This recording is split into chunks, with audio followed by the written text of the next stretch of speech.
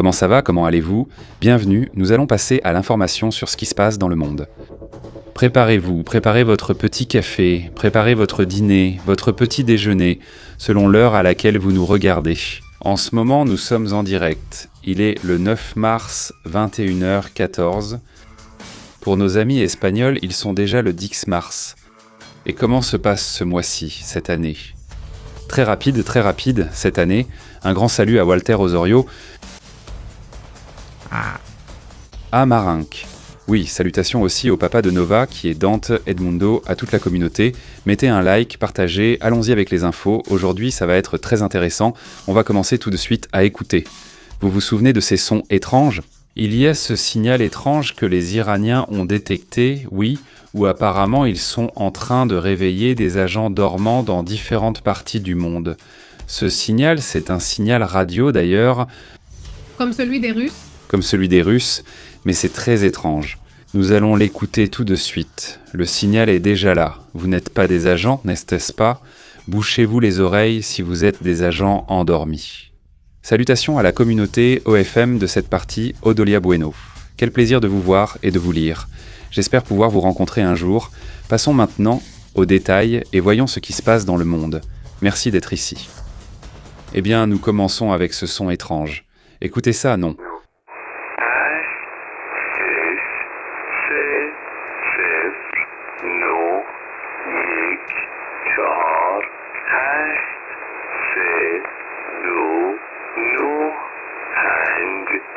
Selon les informations, nous n'allons pas tout inclure. Bien sûr, il ne faut réveiller personne. Je parle de gens occultes, ce genre de choses, mais le fait est que cela a été surveillé, comme en état. Salutations, bonjour, très bien, ce lato a été surveillé. Cet enregistrement audio est un audio à environ 7842 kHz. Et cela a commencé à apparaître d'abord en Allemagne. Oui, c'est sur une fréquence radio qu'il y avait ce signal.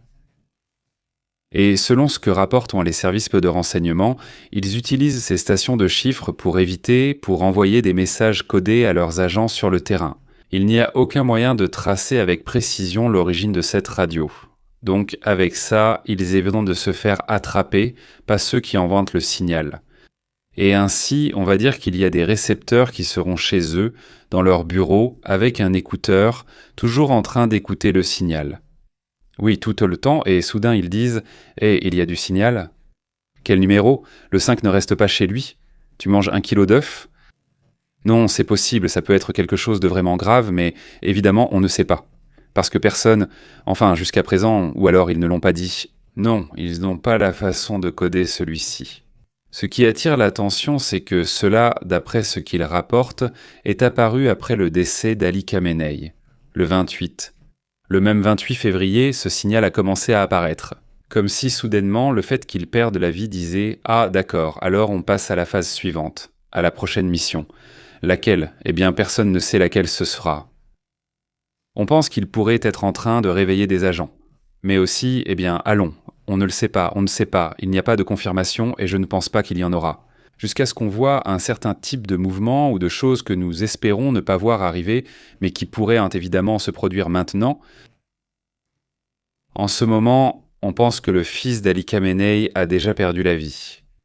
C'est-à-dire depuis des jours, eh bien presque depuis le jour où il est apparu, on ne sait pas où il est, on sait qu'il était blessé, on sait que, en fait, les Iraniens l'ont reconnu à la télévision d'État. Mais il y a des informations des services de renseignement qui pensent qu'il pourrait y avoir, qu'il y aurait déjà un troisième ayatollah déjà prêt, déjà en place, déjà en fonction, mais qu'ils ne veulent pas le dire. Qu'est-ce que tu sais exactement? Eh bien, selon ce que suggèrent certains membres des services de renseignement, ce Mohammed, disons, ils lui ont donné le titre de guide suprême, juste comme un titre pour cacher le véritable guide suprême qui serait en train d'opérer actuellement pour l'Iran, et ainsi protéger le véritable Mohammed. Il y a déjà longtemps. Selon cette rumeur, il aurait déjà perdu la vie depuis plusieurs jours. Mais bon, on lui donne le titre à lui pour protéger l'autre, le véritable. Ça pourrait être. Ça pourrait être un mouvement, eh bien logique, non? Et oui, surtout en pensant qu'il devrait déjà être sorti, non? Où est-il? Non, il n'est pas apparu, il n'a fait aucune vidéo. Une vidéo circule sur les réseaux, mais j'ignore qui l'a publiée. Mais quelqu'un qui l'a analysée dit que c'est une vidéo du père et qu'ils ont mis le visage du fils avec elle. Même pas une vidéo originale. Eh bien, ce qui se passe en ce moment est évidemment quelque chose en cours de développement. On ne sait pas exactement si ça va dans cette direction, mais ce que l'on sait, c'est que les Iraniens ont envoyé un message à Donald Trump, et le message est le suivant. Les Iraniens disent « C'est nous qui déterminerons la fin de la guerre. Elle durera aussi longtemps que nous le voudrons, c'est-à-dire, c'est ce que disent les Iraniens. » Le même jour où Donald Trump est sorti pour dire « Eh bien, je vois que nous avons déjà atteint les objectifs, allons-y, nous sommes prêts à partir, il va falloir commencer à faire les valises. » Passons aux détails, il y a plusieurs sujets, d'abord celui dont je parle. Mais il y a un rapport de Reuters, il y a un rapport, de différents médias des États-Unis et du monde entier qui ont fait des reportages. Et Alors, allons-y, comment ? La préparation que l'Iran a n'est pas pour gagner une guerre, ce n'est pas pour se mettre au même niveau, mais le rapport le dit. Ils se seraient préparés depuis longtemps à une guerre d'usure, oui, c'est pour cela qu'ils se sont préparés, c'est ça l'idée. Et regardez, faisons juste une petite parenthèse à ce sujet pour voir comment ça se passe. Ce sujet suscite déjà des réactions de certains pays, et nous reviendrons tout de suite à ce sujet, ce message, j'aimerais juste que nous l'écoutions. Écoutons un instant, puis discutons. De quoi s'agit-il ? Nous n'avons pas encore eu le temps d'en parler. La vérité, c'est que nous ne pouvons pas utiliser notre terre ou notre temps. Eh bien, lui, c'est le chef, l'émir du Koweït, n'est-ce pas ? C'est celui du Koweït. Et ce qu'ils disent dans la traduction qu'ils publient eux-mêmes, ils disent « voyons-nous », c'est-à-dire le Koweït, dit-il, non seulement n'a pas attaqué l'Iran, mais en plus, depuis le Koweït, il n'a pas été permis que des soldats américains opèrent en direction des attaques contre l'Iran. C'est-à-dire, il y a bien des soldats là-bas, mais ces soldats ont l'interdiction de mener des attaques, donc ils n'attaquent pas. C'est pour cela que cela a été une surprise pour les soldats. Les soldats qui ont perdu la vie étaient au Koweït en train de faire d'autres choses, des tâches internes, rien à voir avec la guerre. En fait, tu vois bien qu'ils ont plutôt l'air d'être des employés de bureau, d'administration. Tous les soldats qui sont là, enfin, ceux qui ont perdu la vie, mais quelqu'un leur a donné le tuyau d'attaquer ceux-là. On ne pense pas que c'était la Russie et que l'attaque a été lancée contre le Koweït, éliminant 6 à 7. Ils sont 7 maintenant. Non. Donc, ce que dit le Koweït, c'est qu'il commence à perdre patience. Il commence à perdre patience sur ce sujet. Comme pour dire que nous n'avons pas attaqué jusqu'à présent, mais les attaques ont continué. Et donc, à ce stade, il semble qu'il soit maintenant vraiment en colère, évidemment, mais bon, on y revient. Je dis cela parce que cela doit avoir un rapport avec ce dont nous parlons, en revenant à ce sujet, en revenant à cette déclaration. Que disent les Iraniens ou comment se présente l'affaire ? Aujourd'hui, ce sont les membres du corps des gardiens de la Révolution qui font ce commentaire et affirment aussi être prêts. En plus de contredire Trump qui aujourd'hui disait « Il ne manque plus rien, nous sommes sur le point de finir ». Tout à l'heure, nous diffuserons un extrait de la conférence de presse de Trump aujourd'hui à Miami. Curieusement, ils le contredisent en disant que c'est eux qui décident quand la guerre se termine. Et en plus qu'ils sont prêts à étendre la guerre, dit-il. La sécurité sera-t-elle pour tous ou l'insécurité sera-t-elle pour tous? C'est-à-dire une menace assez forte et c'est nous qui déterminons la fin de cette guerre. Et donc, ces déclarations ont été faites quelques heures après que Trump ait assuré que c'était pratiquement terminé, a déclaré le corps de la garde révolutionnaire, le président menteur des États-Unis. Pour échapper à la pression de la guerre et mettre fin au désespoir des soldats américains dans la région, il a proclamé faussement la fin du pouvoir des forces armées de la République islamique. Maintenant, nous savons aussi quelle est la narration des Iraniens. C'est-à-dire, c'est de cela qu'ils vivent. Ils exagèrent sans cesse et sont toujours là. Non, ce n'est pas vrai. Nous avons déjà vu quelle est la véritable force qu'il y a, c'est-à-dire s'il y a de la force. Parce que justement, c'est tellement vrai que les pays du Golfe n'ont pas voulu attaquer, ils ont été attaqués 1, 2, 3 fois en fait, pratiquement tous les jours. Ils ont été attaqués, cela fait déjà une semaine qu'ils sont attaqués et ils ne font rien, n'est-ce que pas ? Ouais. L'OTAN a été attaquée 3 fois, si l'on compte celle de Chypre, parce que celle de Chypre est encore incertaine, mais si c'est celle de Chypre et 2 en Turquie, alors cela ferait 3 occasions où, du moins à ce que l'on sache, dans 2 d'entre elles, le système de défense de l'OTAN a dû intervenir et pourtant ils ne font absolument rien, l'OTAN reste là, en retrait. C'est-à-dire, ils doivent voir quelque chose, parce que, je veux dire, si c'était sûrement un autre pays, si c'était une autre circonstance, ils répondraient probablement, mais ils préfèrent ne rien faire. Alors, il y a un rapport de Reuters dans lequel ils assurent que là, ce qu'ils ont préparé et ce qu'ils veulent mener, c'est une guerre qui durerait plusieurs mois. Ils assurent que cette pression économique, ou la pression de la guerre israélienne, les États-Unis peuvent y résister.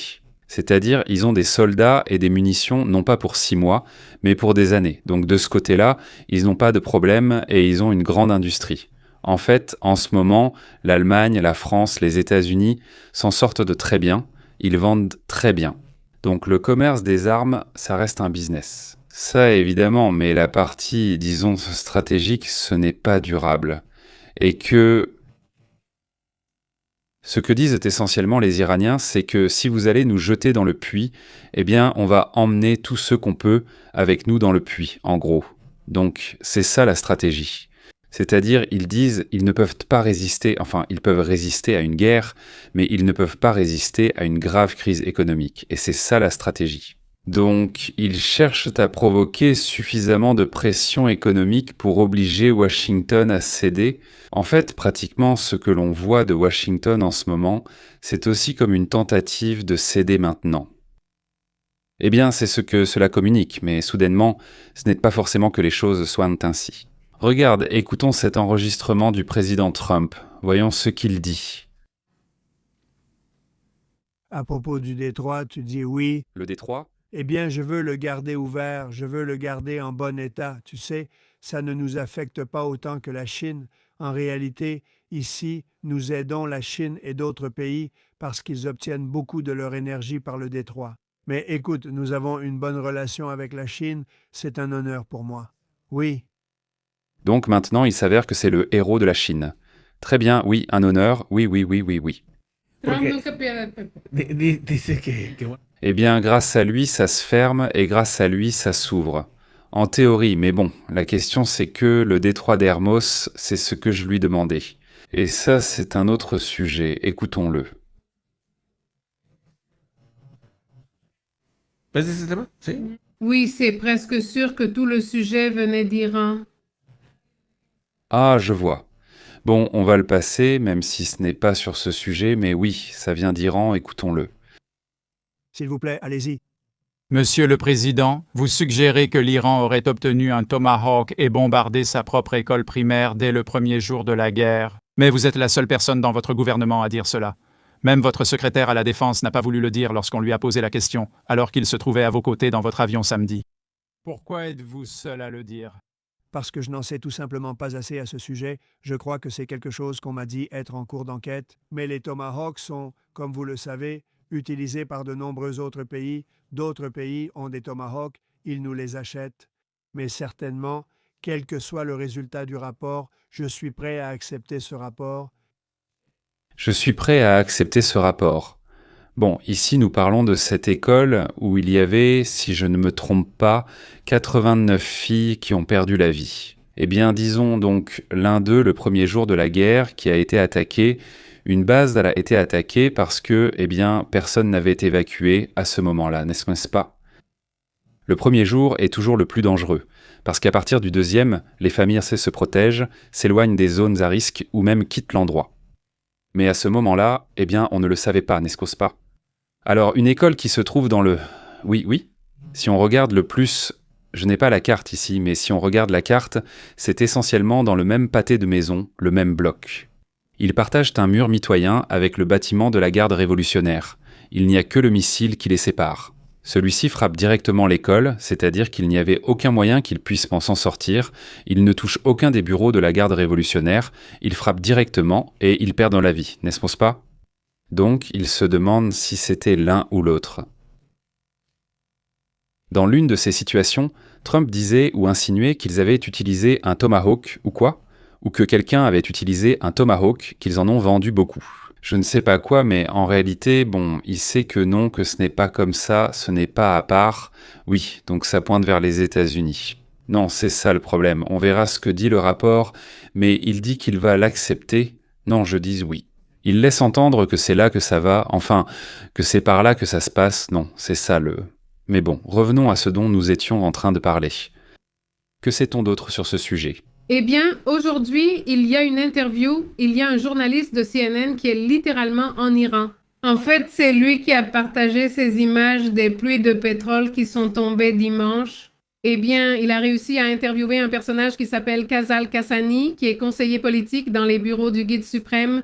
Et donc, dans cette interview, il écarte complètement la diplomatie. Il dit que pour l'instant, il n'y aura pas de diplomatie.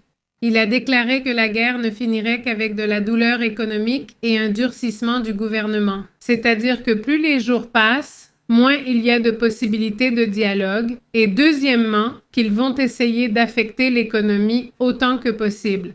Nous l'avons vu hier, ils n'ont pas réussi parce que le E7 est sorti. Ils disaient qu'ils allaient peut-être sortir les réserves, c'est ce qu'ils proposaient. Le pétrole baisse immédiatement et eux, quelques minutes plus tard, ils attaquent Bahreïn juste pour qu'ils arrêtent la production pendant un moment. Je ne sais pas si c'est encore fermé ou pas en ce moment. Mais ils essaient de chercher à affecter économiquement les pays européens, tous les pays possibles, pour qu'ils fassent pression sur les États-Unis. Voilà le problème, passons donc à d'autres sujets également importants.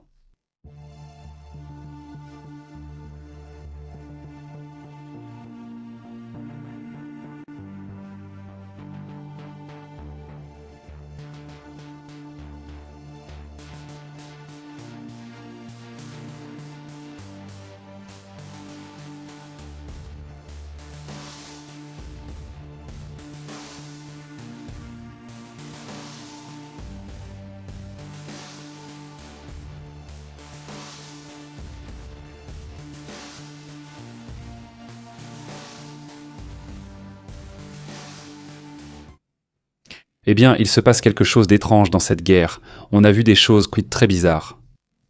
Nous avons vu des rapports ou des commentaires de personnes du renseignement ou de personnes ayant de l'expérience dans d'autres guerres. Et ils disent que ce qui se passe en Iran, c'est autre chose, c'est différent.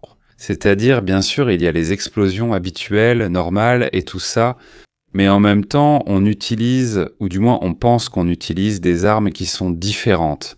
C'est aussi simple que ça, en voici une.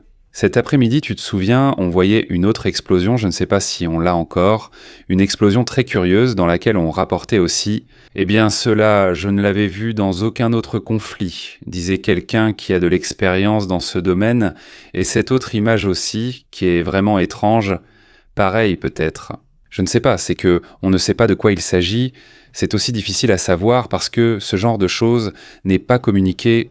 Mais voici l'autre image, regardez, c'est cette image, voyons si je la mets là, elle est en train de charger. Voilà, regardez, écoutez celle-ci, ou voyez ces autres images. Aussi dans celle où on ne voit pas une explosion normale, mais comme on la voit là. Comme ça monte, et ensuite la luminosité reste un moment.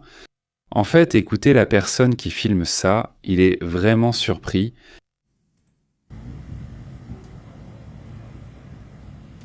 Je le jure, enfin non. Qui sait ce qu'ils vont dire, mais le truc, celui qui fait le rapport il dit.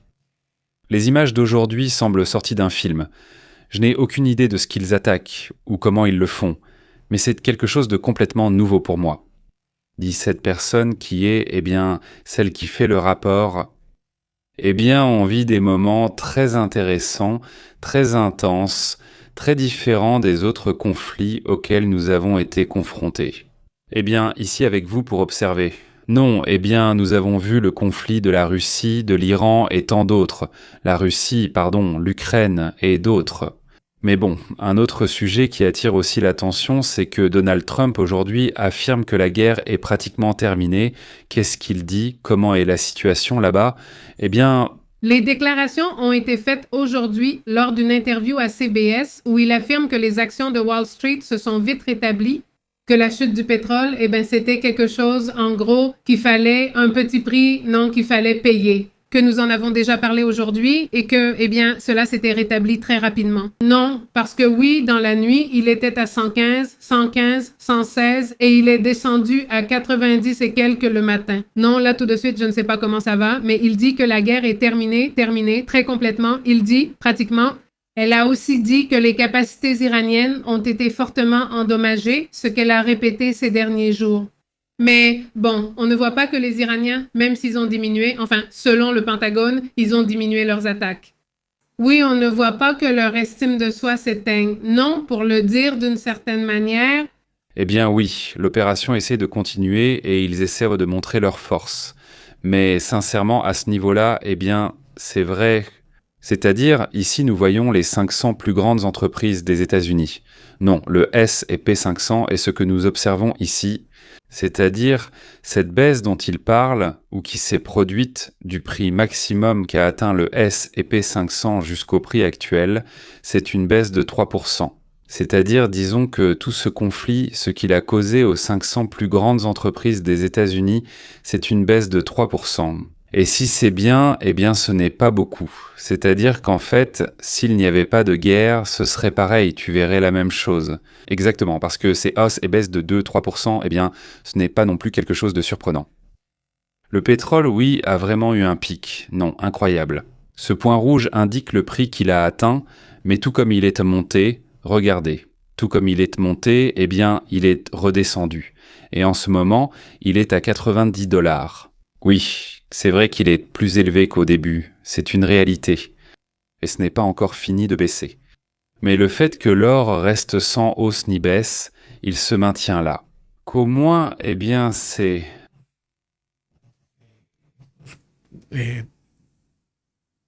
Comment ils appellent ça, ces indicateurs montrent que ça ne s'emballe pas trop, disons.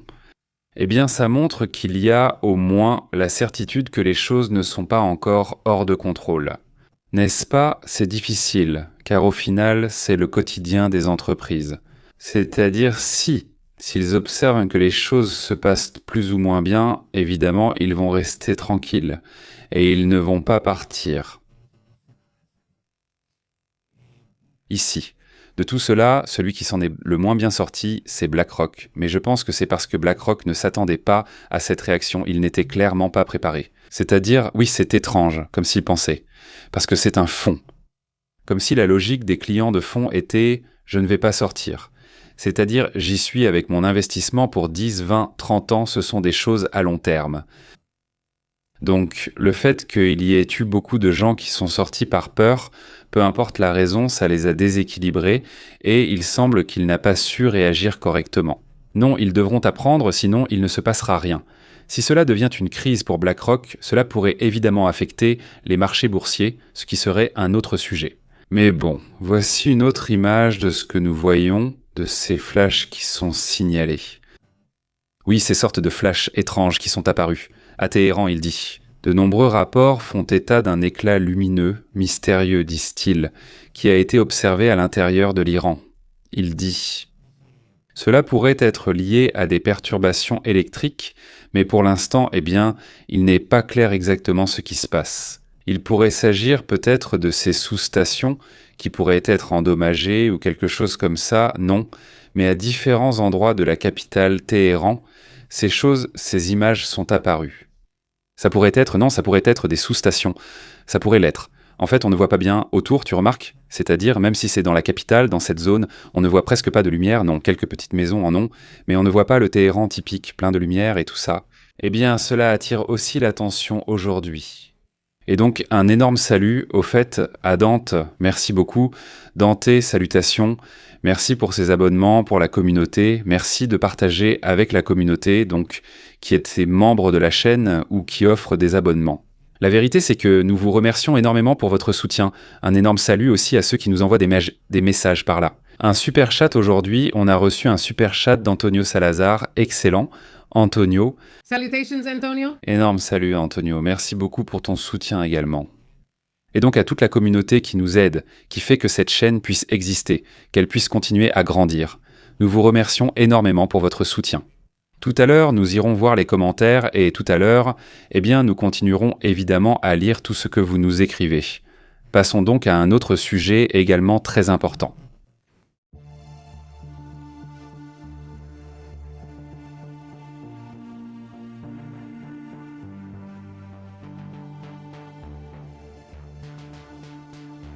Dans un instant, nous reviendrons sur la situation en Iran.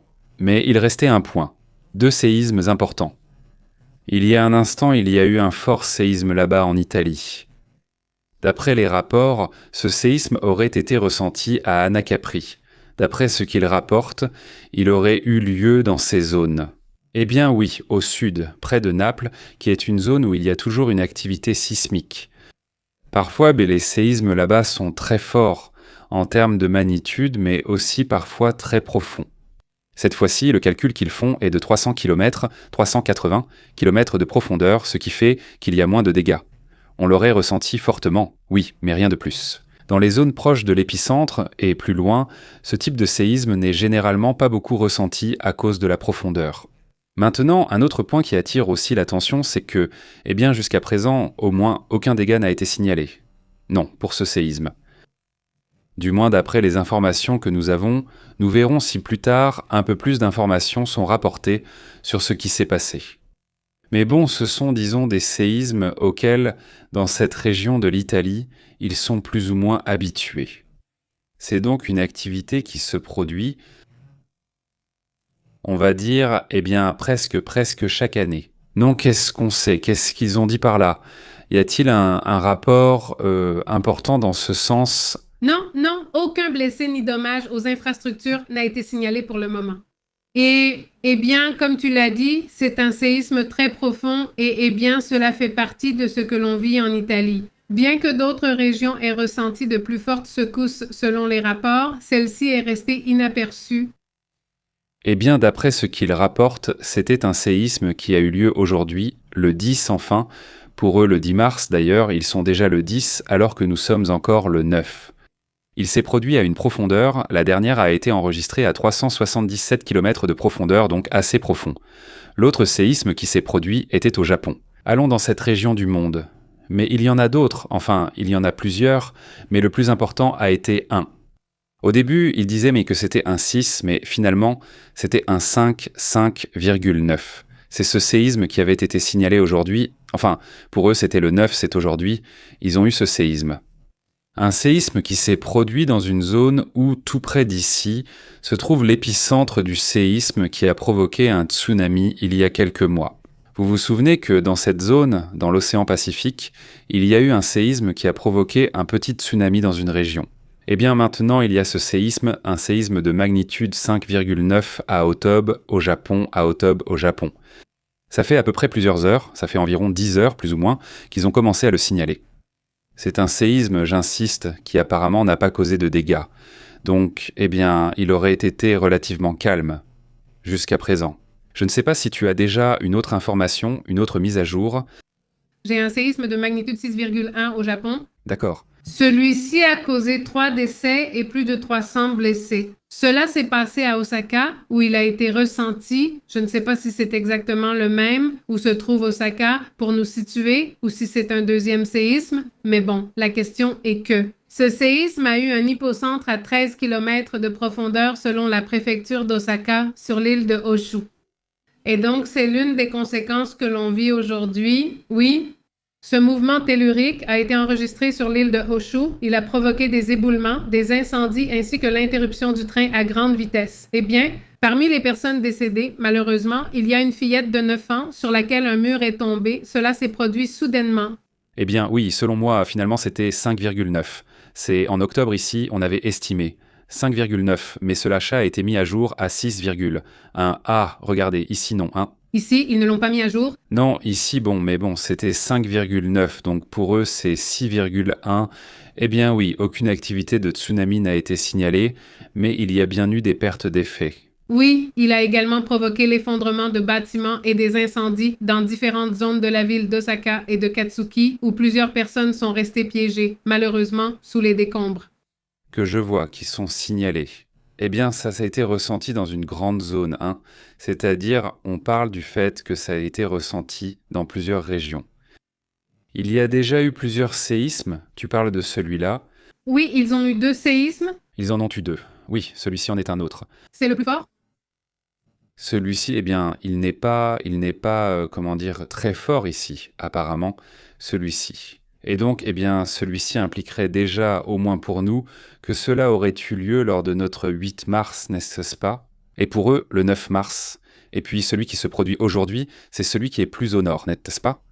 Donc, eh bien, parce que celui-ci, oui, il n'y a pas de rapport, du moins jusqu'à présent, d'après ce que je sais, il n'y a pas eu de rapport de dégâts dans ce cas.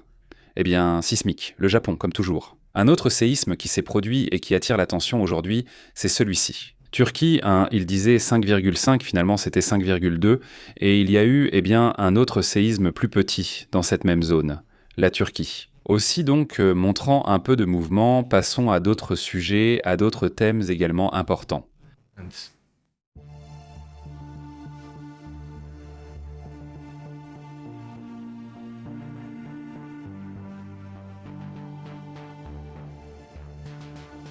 Dans cette zone, voyons si nous pouvons mettre dans cette zone sur cette carte partagée par le FDI. La force de défense d'Israël aurait signalé une nouvelle vague d'attaques. Cette fois-ci, une vague qui s'est concentrée sur une caserne de drones. Selon les rapports, dans une caserne de drones de la garde révolutionnaire iranienne qui a été attaquée et détruite. Selon les rapports, Israël aurait lancé cette vague coordonnée, dans laquelle il y avait de multiples cibles.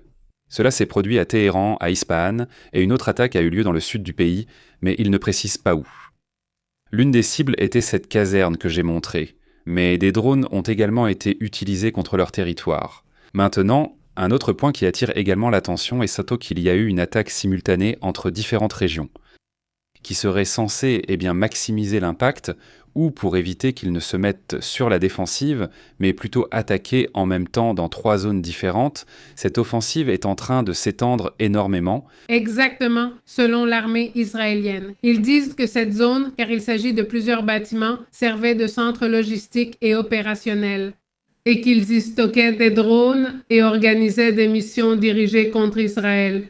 Maintenant, les drones, les fameux Shahed, sont devenus quelque chose de très, très, très dangereux pour les États-Unis, pour Israël, pour tous les pays voisins. Parce qu'en plus d'être bon marché, ils sont très difficiles à intercepter et en plus, ils sont capables de saturer la défense. Le nombre de morts en Iran en ce moment dépasse 1200 personnes qui ont perdu la vie depuis le 28 février. Bon, voilà la situation. Passons maintenant à d'autres sujets également importants. Il y a un rapport de la OIA et ils publient cette image où, selon eux, ils estiment que environ 200 kg d'uranium enrichi à 60% restent dans les tunnels de ce complexe, c'est-à-dire dans les tunnels déjà détruits. Il y aurait là au moins 200 kg d'uranium. C'est ce que rapporte la OIA. Ont-ils des informations selon lesquelles tout cela est enterré là-bas ? Exactement. Aujourd'hui, Grossi, que je vais appeler le courageux, parce que vraiment, il ose affirmer que, 60% du matériel dont il avait parlé, qui avait cet enrichissement, les 60% se trouvent dans cette zone. Il faut rappeler que ces derniers jours, cette semaine, depuis plus d'une semaine d'attaque, Israël a frappé très fort Isfahan. Il avait sûrement déjà cette information qu'il y a là-bas un peu plus de 200 kilos de ce matériau enrichi. Qu'est-ce qu'il dit? Il disait de l'OIA qui dit les réserves se trouvaient principalement dans cette ville et qu'une partie du matériau stocké dans les autres installations a peut-être été détruite par les bombardements. C'est-à-dire qu'à Ispahan, il y a plus de chances qu'il soit encore possible de récupérer ce matériau nucléaire. Il s'agissait de 440 et quelques kilos, il en resterait donc cela, supposément, mais bon, c'est le détail. Maintenant, passons aussi à un autre sujet. N'importe quel pays, dit l'Iran, n'importe quel pays du Golfe, c'est-à-dire n'importe lequel des pays pétroliers, disons qu'il ose, expulser les États-Unis, c'est-à-dire expulser, je parle de leur ambassade. Et tout cela, ils vont le laisser passer par le détroit d'Ormuz, donc cela veut dire que oui, c'est bloqué. Ce n'est pas bloqué, si je m'explique. C'est-à-dire, un jour ils disent de non, ce n'est pas bloqué, et le lendemain, ils disent que oui. La garde révolutionnaire d'Iran a affirmé que tout pays arabe ou européen qui expulsera les ambassadeurs d'Israël et des États-Unis de son territoire aura pleine autorité et liberté pour traverser le détroit d'Ormuz. C'est ce qu'ils ont déclaré ce lundi, aujourd'hui, à la presse d'État iranienne. C'est un message, évidemment. Eh bien, c'est assez étrange, non? Oui. Oui, tentant, non. Peut-être que pour certains pays, eh bien, parce que s'ils l'obtiennent, ils peuvent déjà circuler librement dans cette zone. Et, eh bien, il y a une réaction de la part de Trump à ce sujet où, évidemment, il s'est vraiment énervé à cause de ce commentaire qu'il aurait fait. L'Iran, la garde, oui, exactement, à propos de la possibilité que si tu retires les ambassadeurs, eh bien, tu peux passer. Et Trump a averti que le régime iranien serait frappé 20 fois plus fort s'il bloque le passage par le détroit d'Ormuz. Il l'a dit quelques minutes après la publication du commentaire du Corps des gardiens de la Révolution. Et il a dit que si l'Iran bloque le flux de pétrole à travers le détroit, l'un des corridors énergétiques les plus importants du monde, eh bien, et si l'Iran provoque un arrêt, il sera frappé par les États-Unis 20 fois plus fort que ce qui a été fait jusqu'à présent.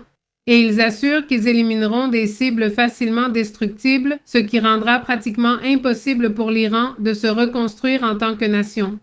Et eh bien, la guerre est centrée sur la question de l'énergie. Et face à cela, Vladimir Poutine devait aussi réagir. Écoutons-le. Allons-y. Les pays de l'UE, à partir du 25 avril, prévoient d'imposer des restrictions supplémentaires sur le GNL et l'énergie russe, jusqu'à imposer une interdiction totale de ces approvisionnements en 2028.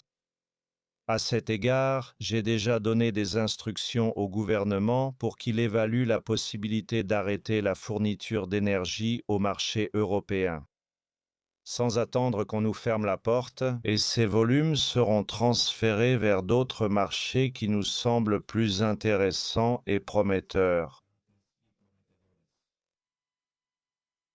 En ce moment, la situation du marché est en train d'évoluer, de telle sorte que, si nous faisons cette transition dès maintenant, si nous nous orientons vers des marchés qui ont réellement besoin d'une augmentation des approvisionnements, nous réussirons à nous y établir de manière stable, sur des marchés où il existe une demande fiable et où il y a des relations fiables à long terme.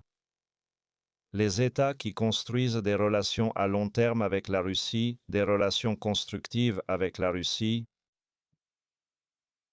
Eh bien, c'est une partie du message que donne Ressources AO pour. Et les options excessives, eh bien, ceux qui rompent avec Israël, avec les États-Unis, eh bien, nous allons les laisser passer par ici, dit Vladimir Poutine. Que, eh bien, il va maintenant emmener son pétrole ailleurs, là où on l'acceptera. Mais en même temps, Donald Trump fait une annonce dans laquelle il dit à la Russie qu'il va lui donner la permission, pour ainsi dire, de vendre du pétrole à certains pays. Allons-y. Il lève même les sanctions, surtout pour la Russie. Il va apporter, soi-disant, il va lever certaines des restrictions, dit-il. Mais ça sonnait comme s'il allait toutes les lever, honnêtement, dit-il pendant ce temps. Et cela peut aussi devenir compliqué, parce que, voyez, c'est tentant, regardez, voyez ce qui se passe. C'est-à-dire, il dit à la Russie que la Russie a besoin de vendre du pétrole, qu'elle est pressée de vendre du pétrole, et cher, comme c'est le cas en ce moment, non. Alors, il dit à la Russie que tu pourras vendre du pétrole, tant que ça dure, tant que la guerre dure.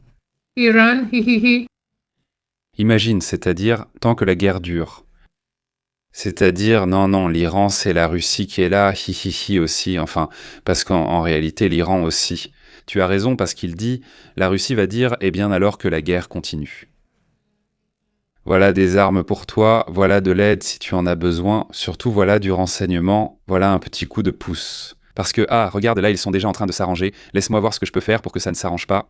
C'est-à-dire, si tu fais en sorte que la Russie ait intérêt à ce que la guerre continue, eh bien la guerre va continuer encore et encore. Et non, enfin, tu te dis comment Enfin, dans quelle tête ça rentre de donner à la Russie la possibilité d'en faire une grande affaire? Cette guerre, c'est de la folie. Comment peut-on avoir une idée pareille?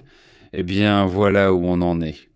Et ce qui enfin me surprend, c'est que ça n'a pas encore été compris, je crois, aux États-Unis. Parce que oui, Évidemment, les médias qui analysent beaucoup et tout, eux en parlent, mais tu ne le vois pas dans l'analyse des grands médias qui sont finalement ceux qui influencent ou exercent le plus de pression. Tu te dis, c'est une affaire parfaite, le cercle des affaires est bouclé. Donc avec ça, eh bien, tu t'assures que le conflit puisse continuer. Donc, eh bien, ce message est même devenu obsolète. Le message que Vladimir Poutine a donné aujourd'hui, c'était intéressant car on attendait une réaction, elle est arrivée mais n'a duré que 3 secondes puisqu'on lui a déjà dit qu'il pouvait vendre du pétrole, ce qui va le ravir. Maintenant, il y a une autre question, on demande à Donald Trump sur la fin de la guerre. Non, c'est tout. Merci, Monsieur le Président. Concernant l'Iran, vous avez parlé d'excursion et dit que cela finirait bientôt. Pensez-vous que ce sera terminé cette semaine? Mais bientôt, je pense que bientôt. Bien, et à ce sujet? Très bientôt. Regardez, tout ce qu'ils avaient a disparu, y compris leur direction. En fait, ils ont 2 niveaux de direction et même, comme cela a été prouvé, plus que cela, mais les 2 niveaux de direction ont disparu. La plupart des gens n'ont jamais entendu parler des dirigeants dont ils parlent, donc, évidemment, cela a été très, très puissant, très efficace. À propos de Gaza, ils ont déjà commencé à parler d'un autre sujet. Mais, eh bien, que ce sera bientôt, mais il n'y a pas de date. C'est essentiellement ça, c'est bientôt, mais il n'y a pas de date. C'est le... Como en un año, dice. Bientôt. Eh bien oui, tant qu'il n'y a pas de date, c'est difficile. S'ils disent « c'est dans un mois », ça ne suffit pas, bon, ça c'est autre chose, et, eh bien, passons aussi à d'autres sujets importants.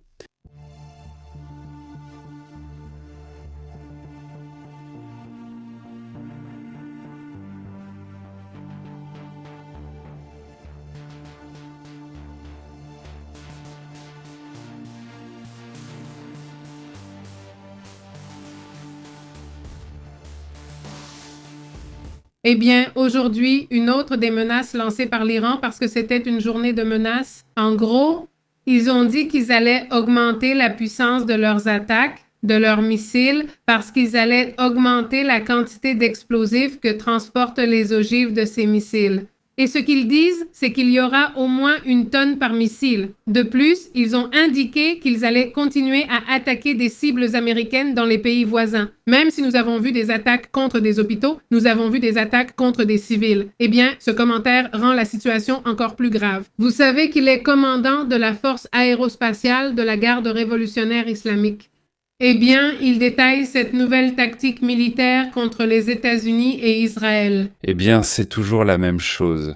La tactique classique de l'Iran, c'est toujours celle-là, ne pas la dire. Eh bien, la prochaine sera plus puissante et la suivante sera encore plus puissante.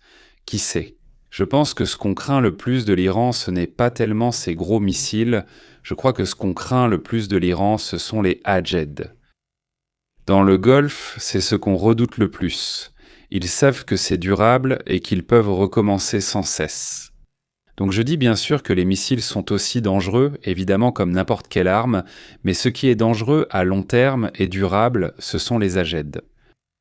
Et surtout, mais s'ils sont conçus pour être dirigés vers le détroit d'Ormuz, alors, eh bien tu ne sais pas où ça va.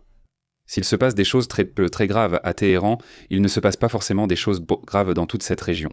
Le fait qu'on pense que peut-être le prochain guide suprême serait aussi sans vie. Si cela se confirme, j'insiste, ce n'est pas encore confirmé, eh bien ce serait un tournant énorme dans l'histoire. En fait, vous allez le comprendre dans ce commentaire que Trump a fait, pas depuis quand, mais il ne peut pas le confirmer, donc il ne l'éclaircit pas encore. Au fait, et Poutine, le jour où ils ont eu un appel au cours duquel ils ont parlé du Venezuela, ils ont parlé... Dirán, hablando de todo, ¿no? Sí, no, parece un chiste. Il fallait arrêter la guerre en Iran, il faut arrêter la guerre en Ukraine. En fait, le Kremlin a déclaré que c'était un échange franc, constructif et professionnel, dit-il. Merci beaucoup pour les affaires que tu me fais, que tu me génères. L'appel a lieu à tout moment, dans une grande tension. Eh bien, Poutine a présenté à Trump plusieurs options visant à résoudre rapidement le problème de manière politique et diplomatique avec l'Iran, a-t-il déclaré. Regarde, ça peut être ceci, cela ou autre chose. Il lui a donné des propositions qui ne sont pas le fruit de Vladimir Poutine. Il y a eu des conversations avec d'autres superpuissances, même si cela a pris beaucoup de temps pour réagir. D'ailleurs, il s'est écoulé environ 45 jours avant qu'elle ne prenne contact avec l'Iran. Eh bien, Trump a offert, par exemple, sa propre évaluation concernant la façon dont se déroule l'opération entre Israël et les États-Unis en Iran.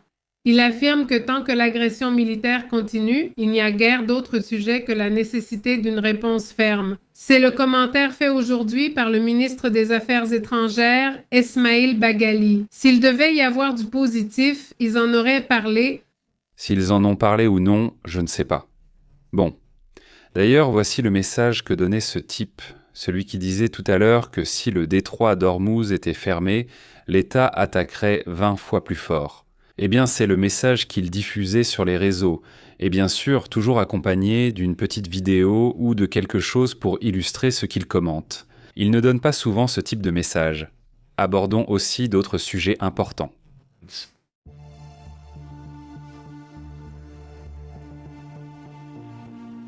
Il y a une météorite, non? Ça, c'est apparu où exactement? En Allemagne, on a déjà montré l'image de la météorite. On la distingue ici, mais pas clairement. Elle est passée très près des bâtiments. Regardez derrière les bâtiments, là, c'est une météorite. On dirait des débrisons spatiaux à cause de la lenteur, mais oui, c'est passé tout près. Eh bien, c'est passé très près. En Allemagne, l'un des fragments est passé par le toit d'un immeuble résidentiel dans la ville de Koblenz. Et heureusement, il n'y a pas de blessés signalés, mais il y a bien une image impressionnante. Oui, c'est vraiment fou. Ce qui aurait pu arriver dans un immeuble, imaginez aussi ce qu'ils ont dû penser sur le moment. Ils ont dû se demander « qu'est-ce qui se passe ?» Ils ne sont pas en train d'attaquer. Enfin, oui, c'est... Il est piégé. L'Allemagne étant bien dans la zone, normalement... Elle est dans la zone de l'Iran. Bon, passons à d'autres sujets également importants.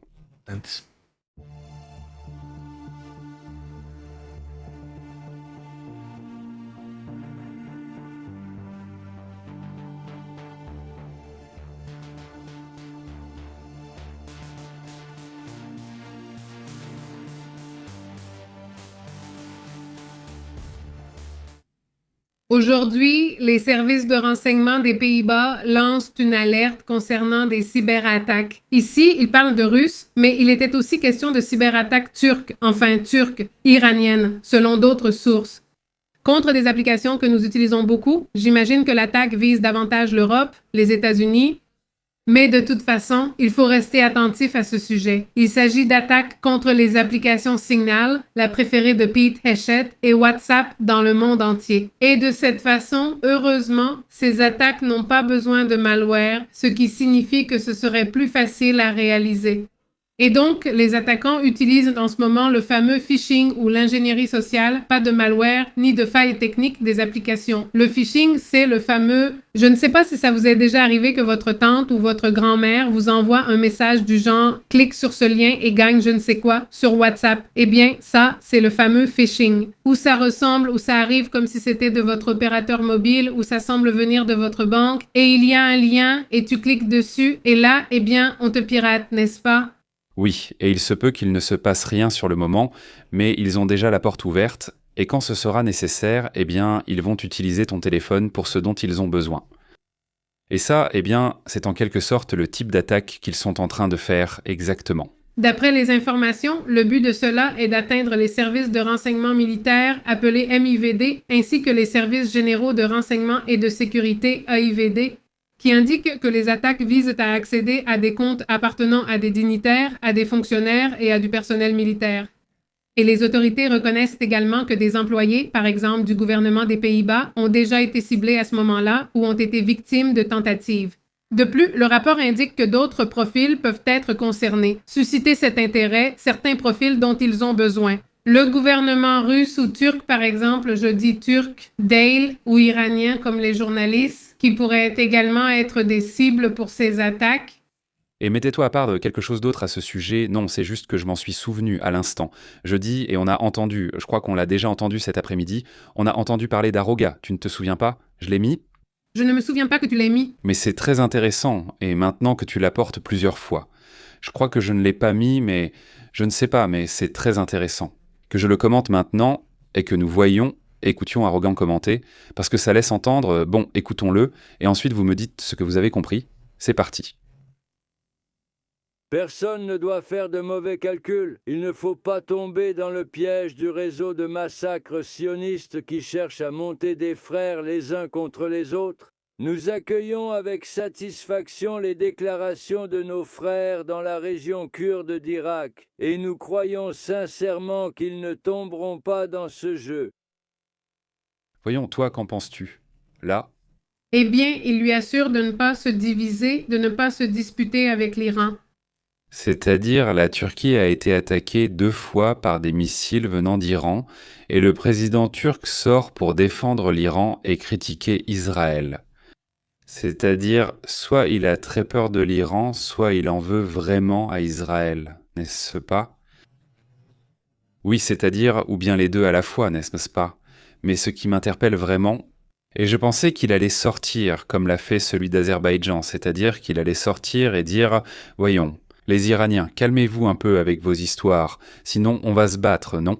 En gros, il est sorti comme ça, vraiment, il est sorti en colère, mais Erdogan, qui d'habitude est très dur, cette fois-ci, maintenant, ils disent ne l'interprétez pas mal, comme s'il insinuait que peut-être il est parti ailleurs.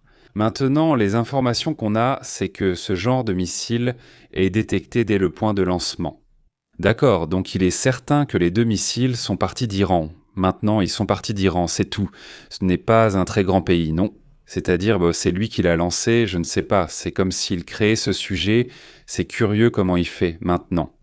Un autre point notable, puisque nous sommes dans cette région, juste à côté, il y a la Syrie. Non, ah oui. Et donc, il y a 2 choses avec le dirigeant de la Syrie, avec celui-ci.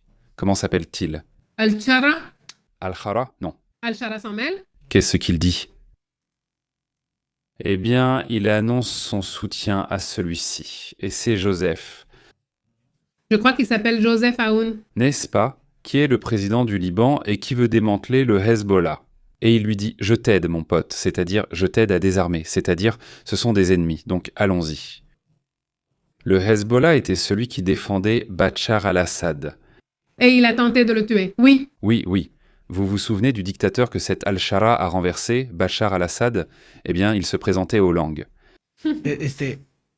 Qui défendait Bachar al-Assad, qui était sa garde de sécurité, le Hezbollah, qui passe ou passait constamment par la Syrie pour apporter des armes au Hezbollah depuis l'Iran. Eh bien, le Hezbollah aussi. Donc maintenant, ils sont contre le Hezbollah, les Syriens, et ils disent au président « Si tu veux, on t'aide à le désarmer ».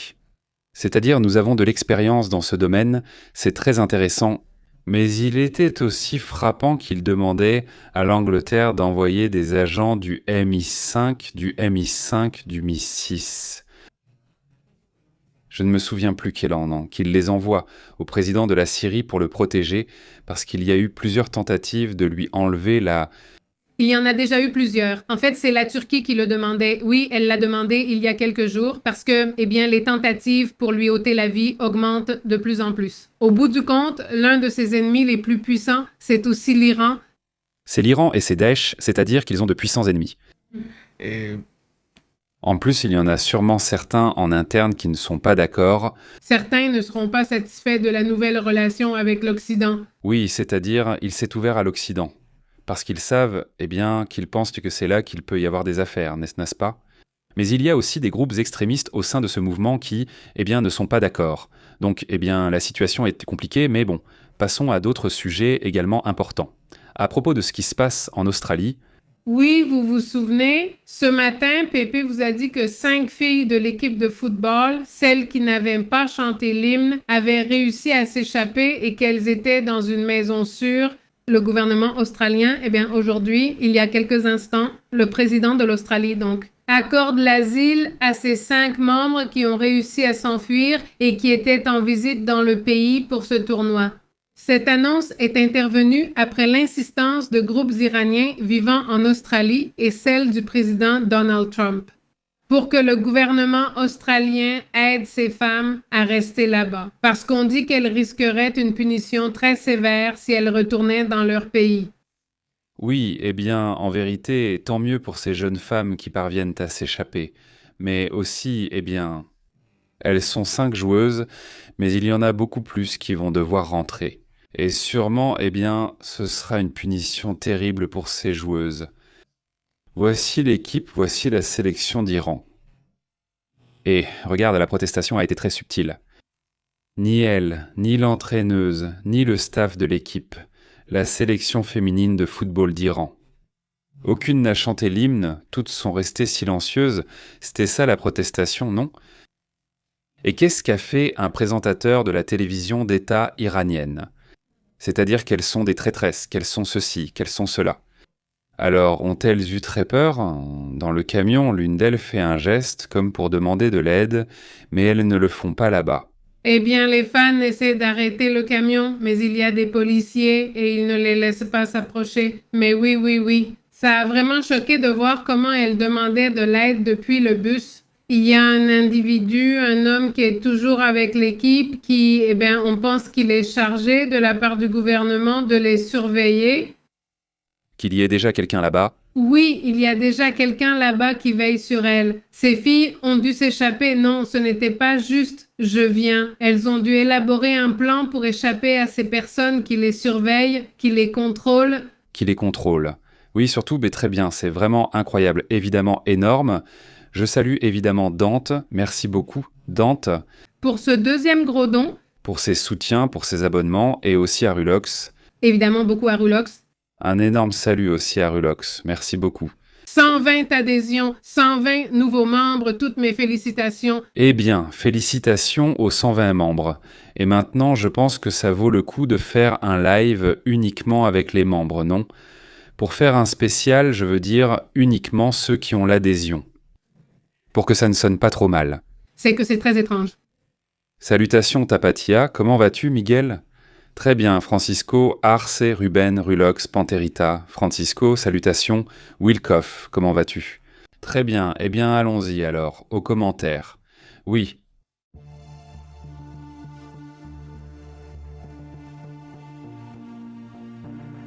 Comment ça va pour vous? Comment allez-vous?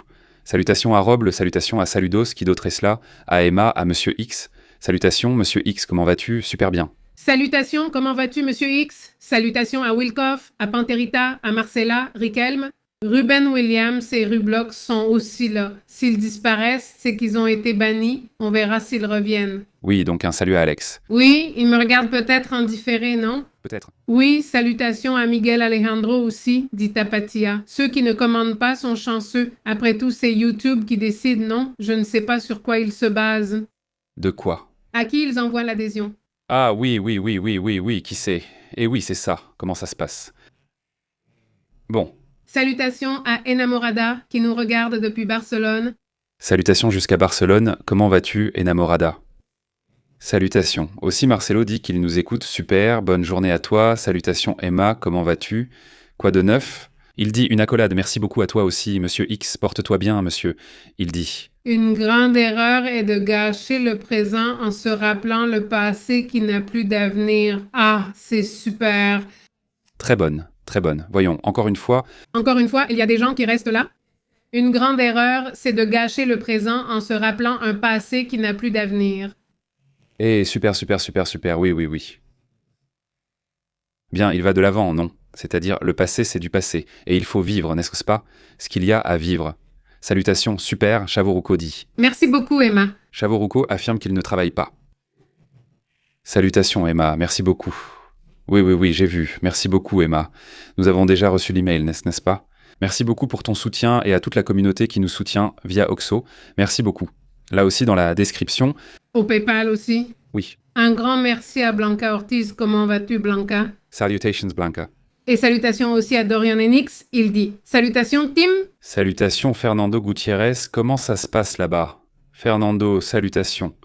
Il dit « Va-t-il retourner vers le futur? Avec une machine peut-être, mais dans la vraie vie, rien. En réalité, c'est encore compliqué. » Oui, il dit « Moi, je t'ai tué, c'est une grande phrase. Oui, une grande phrase, moi, c'est une grande phrase. Oui, il y a des gens qui restent coincés là dans le passé, et c'est que j'aurais pu faire ça et je ne l'ai pas fait. Et bon. » Non, il faut aller de l'avant, c'est tout. Et voilà, maintenant... Salut à Roble, comment vas-tu, Roble? Roble, comment ça va? Salutations à Cuba. L'autre jour, Dario, un ami, m'a envoyé une vidéo de celle que BBVA publie, où ils interviewent des gens un peu comme ça. Oui, Oui, des conférences TED. Des conférences TED. Oui, non, elles sont vraiment géniales. Ils ont invité un célèbre joueur de tennis. Mince, je ne me souviens plus de son nom, mais c'était un des plus connus. Il doit avoir environ 50 ans aujourd'hui. Y Eh bien, je ne l'ai plus suivi après. Non, ils deviennent célèbres en tant que tennismen, puis on ne sait plus ce qu'ils deviennent. Lui a eu de nombreux problèmes, il est allé en prison car il n'arrivait pas à s'adapter. C'est-à-dire, après, imagine, à 17 ans, il était déjà célèbre, très célèbre au niveau mondial, 17 ans, donc il a vraiment connu une célébrité totale. Et tu es un tennisman, et ensuite, c'est comme si tu ne t'étais jamais vraiment situé. Qui es-tu vraiment, non? Je veux dire, qu'est-ce que tu es? Qu'est-ce que tu vas faire après? Parce que bon, la célébrité d'un sportif ne dure qu'un certain temps. Si tu n'as pas fait attention à ton argent, tu perds tout. Fric, célébrité, rien ne reste. Alors, tout à coup, il donne un très beau discours sur la façon dont il s'est reconstruit après avoir été en prison. De ça, eh bien, d'avoir vécu certaines expériences vraiment difficiles ici, et de, eh bien, retrouver son avenir, plus son présent et son avenir, plus son passé, c'est-à-dire son passé. C'était déjà arrivé, non? Et c'est pour ça que je me suis beaucoup souvenu de ça. Avec cette phrase, je me suis souvenu de ceci, de cela, de celle-ci. Boris Becker, il me semble que c'était lui. Boris Becker, vainqueur du Grand Chelem de 1991 à 1996. Voyons, ils mettent Boris Becker et ils le montrent. Oui, c'est lui, Boris Becker. Cherchez-le, oui, Boris. Voici la vidéo, mon ami, oui. Mettez. Nous l'apprenons ensemble. Apprenons toujours ensemble, Boris Becker. C'est une victoire qui est née de la défaite. Oui. Oui, la vidéo est super, allez la voir si possible. Le plus jeune à avoir gagné Wimbledon. Oui. À 17 ans, oui, donc c'est ça, il était vraiment très jeune. Donc je veux dire, il a commencé et il a tout donné, vraiment tout. Et évidemment, il a eu ses difficultés par la suite. Non, santé, il dit des phrases sages. Regarde, en voici une autre.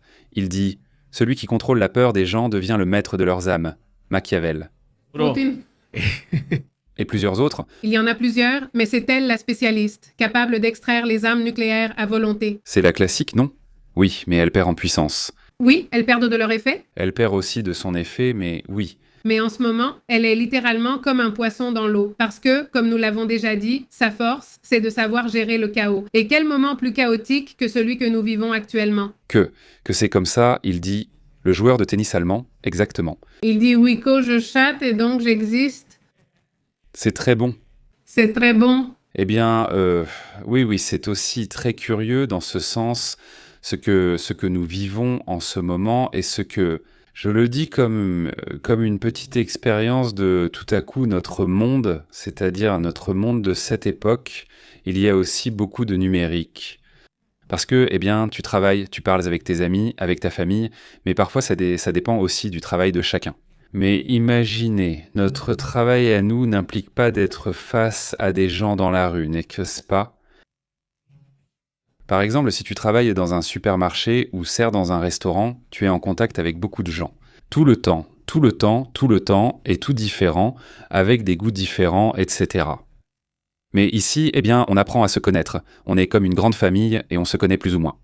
Et alors, tout à coup, maintenant que nous avons pratiqué certains sports, comme ça, tout à coup, je dis, c'est-à-dire, c'est vraiment nécessaire, surtout si tu fais un travail de bureau à la maison, de sortir parce qu'on oublie la sensation et les difficultés normales de la vie en société. De débattre, de discuter avec d'autres personnes. D'un coup, ça m'a un peu choqué, je me suis dit, mince, j'avais déjà perdu cette habitude qui est très agréable, de discuter, de parler avec des gens dehors. Pas du cercle, non, c'est-à-dire de toi, des enfants, et de 2-3 amis, 2-3 membres de la famille. Et voilà, non, c'est même... Pues potencialmente peligroso porque... Comme tu veux, nous sommes plusieurs ici, et on voit la communauté...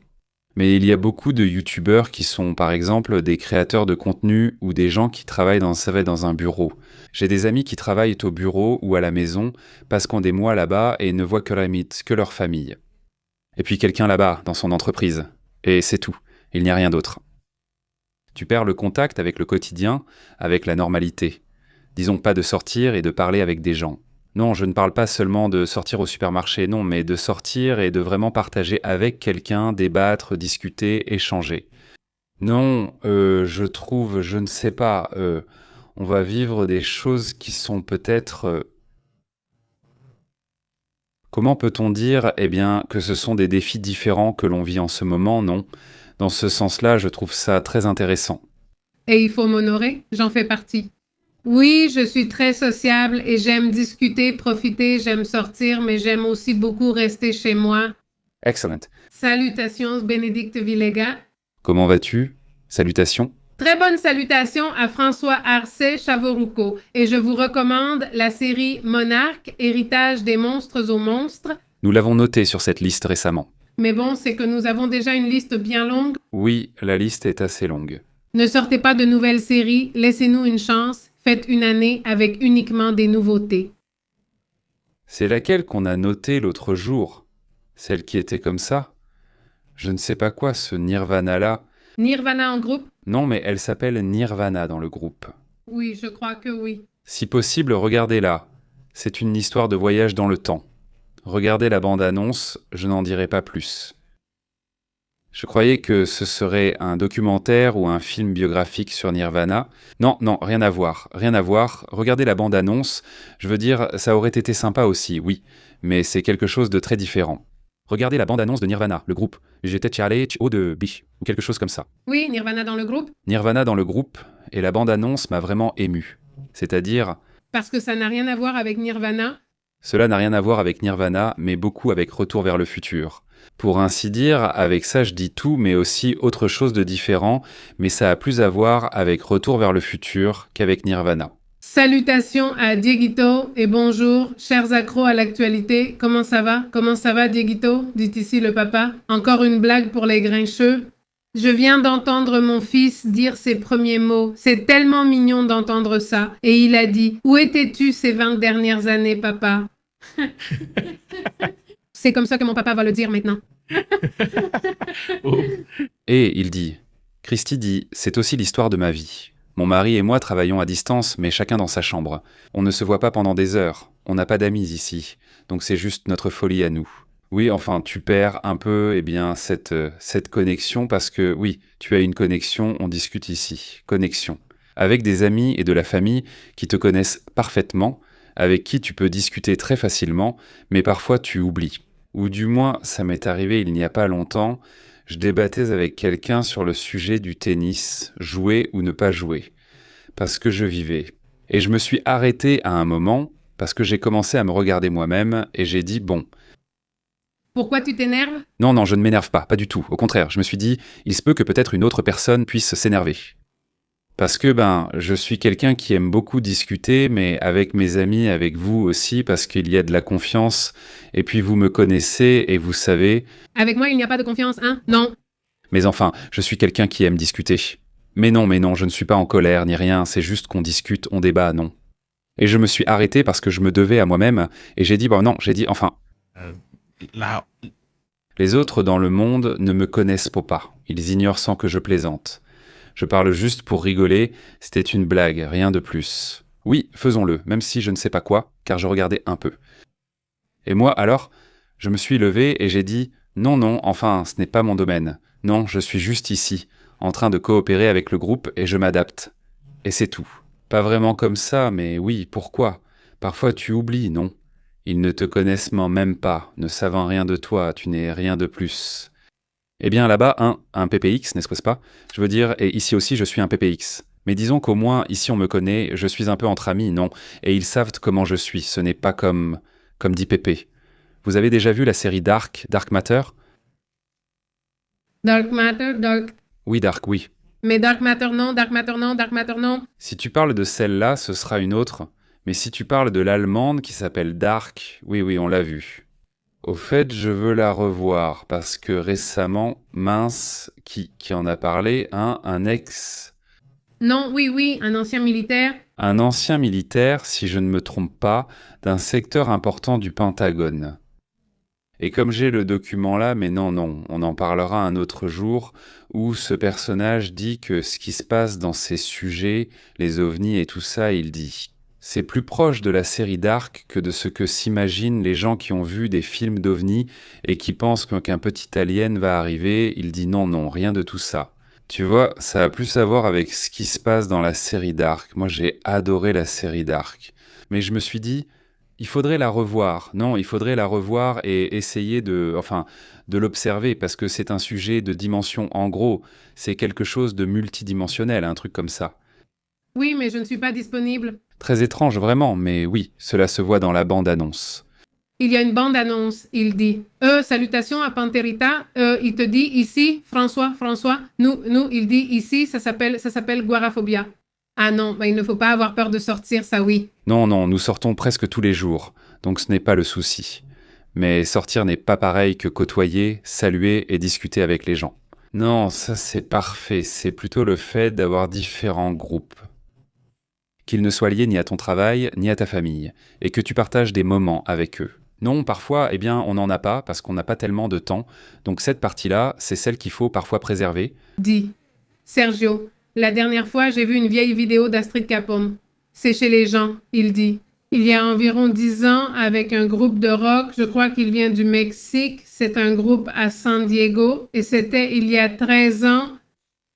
13 ans et celui-ci... Oui, tu es tombée enceinte de nous? Non, alors, c'était... J'avais environ 29 ans. Oui, à peu près. C'est là que je mourrais. Regarde, nous, on avait une vingtaine d'années quand on a commencé sur YouTube. YouTube, non. Et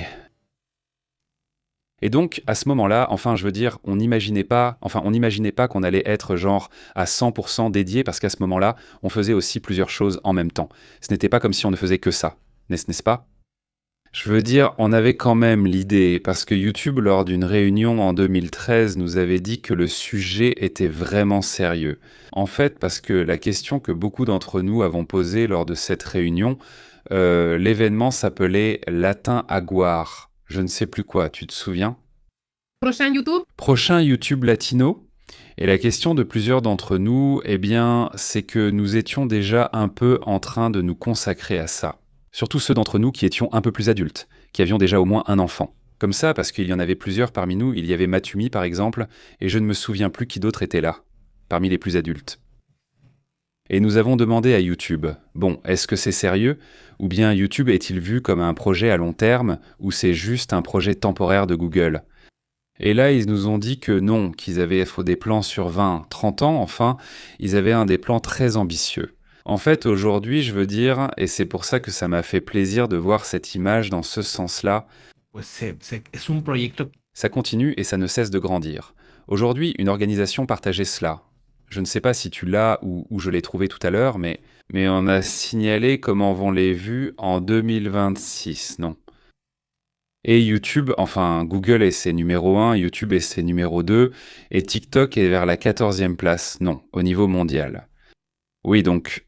j'ai dit, je veux dire, nous on est partout de toute façon, mais je dis, c'est intéressant. Ils ont vraiment fait des efforts pour rester en place. Parce que ça fait déjà, au moins 20 ans depuis qu'ils ont commencé en 2005, non?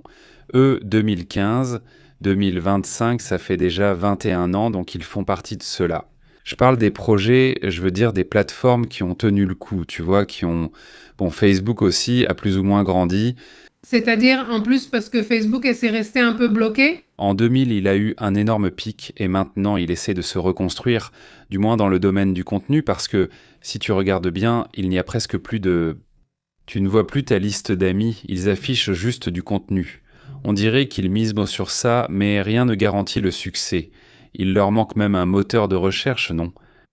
Autrement dit, il leur manque encore du temps pour avoir un bon moteur de recherche, dit-il.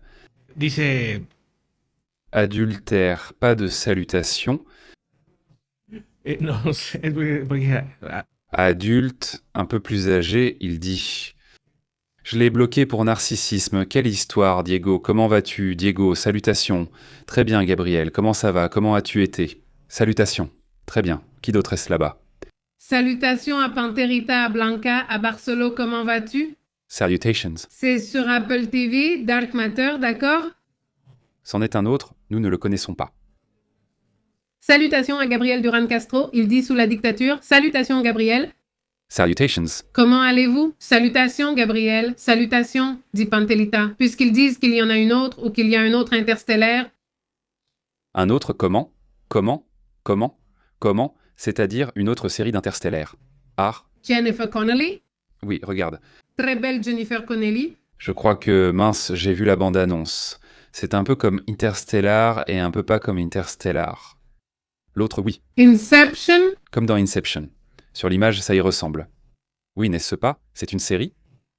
Ah, une série ou encore une de plus pour Zynga?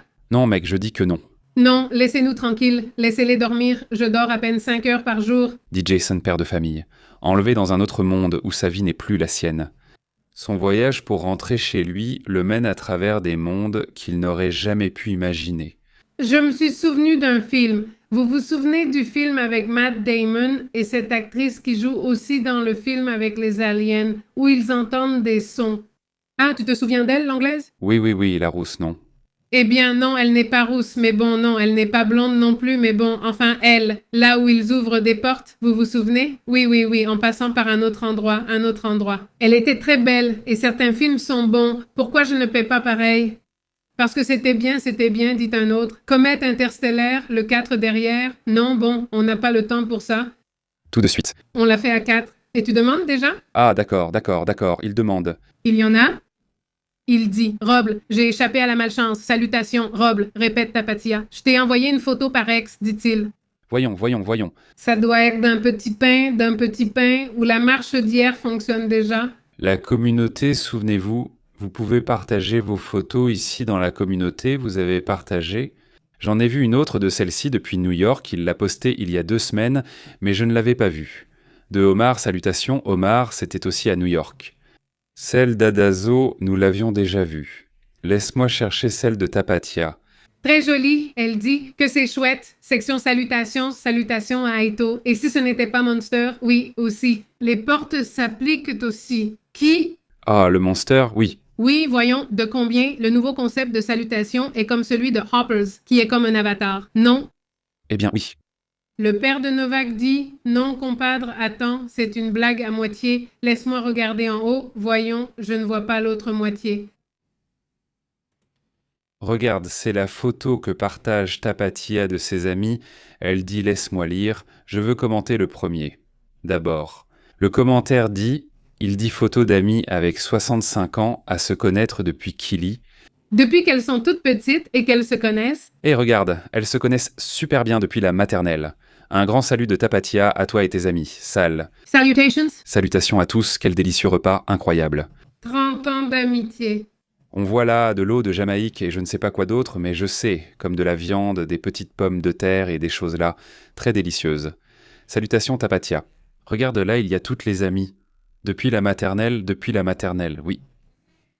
Mais tout ce qu'elles ont vécu, c'est observer les changements du monde. Et donc j'imagine que beaucoup sont partis vivre ailleurs, vivre dans un autre endroit, revenir si elles le veulent, mais elles peuvent se revoir. Ça c'est génial. Dit-elle. Darwin Blanco dit « Nous subissons des bombardements en ce moment. Nous avons passé 24 heures sans rien. » En fait, en ce moment, il y a comme des sirènes à Bahreïn. Par exemple, Bahreïn. Salutations Darwin. Prends soin de toi, Darwin. Merci d'être en contact avec nous. Et si tu as un message que tu veux m'envoyer par Telegram ou directement, tu peux le faire parfaitement et je t'en serai reconnaissant. Espérons que tu iras mieux bientôt en espérant que les choses se calment. Salutations Darwin et prends soin de toi, dit Omar. Enfin, il a fait chaud.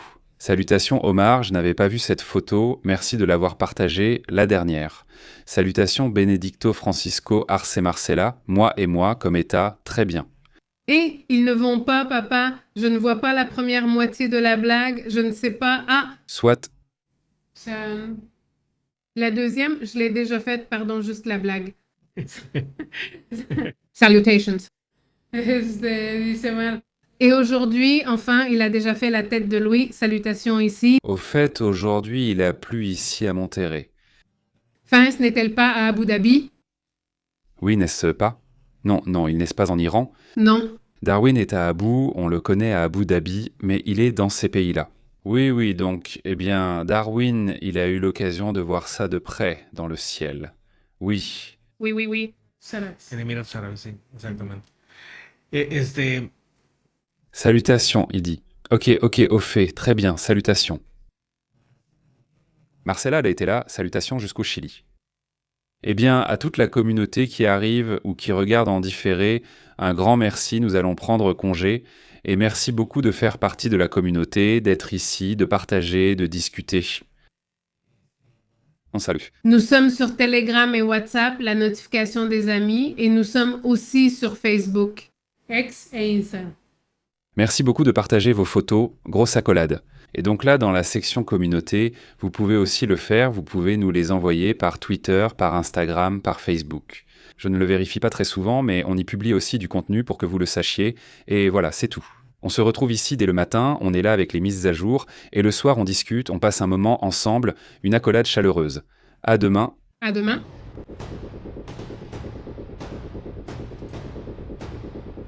Nous interrompons votre programme habituel. Merci de votre écoute. En vérité, C'est Pépé en direct. la vérité est intense. L'insolite est réel. Ici, nous l'analysons. Une perspective globale. Ne reste pas à l'écart. Connecte-toi à la chaîne Pépé en direct. Contrôle le signal Pépé en direct. On dit la vérité. Journalisme brut, ici on respecte.